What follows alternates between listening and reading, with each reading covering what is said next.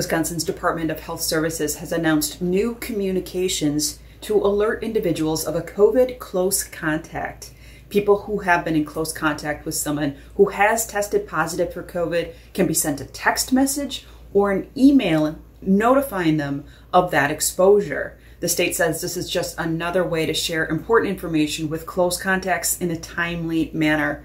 People who test positive for COVID will continue to receive a phone call from contact tracers throughout the state of Wisconsin. Now, the state says a close contact could come in lots of different forms. Maybe you were within 6 feet of someone who tested positive for COVID and for more than 15 minutes. Maybe you were exposed directly to a cough or a sneeze, or maybe you had a hug or handshake, or maybe you share a home or live with somebody that has tested positive. Here's what you can expect according to the department.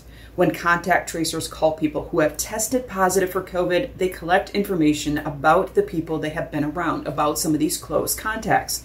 Based on that information, the contact tracers can send a text or an email message to those close contacts to alert them of the exposure.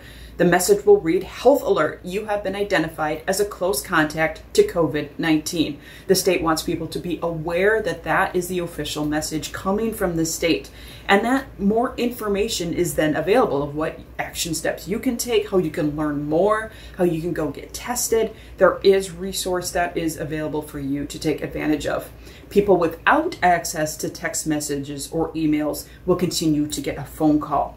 The governor of the state of Wisconsin, Tony Evers, said in a statement, as COVID-19 cases in Wisconsin rise, in large part due to the highly transmissible Delta variant, and particularly among people who haven't been vaccinated, we need to find more ways to get information to folks as quickly as we can. He continues, the ability to text and email information to close contacts will be a valuable tool in our critical contact tracing efforts that remain an important part of our work to stop the spread of COVID-19.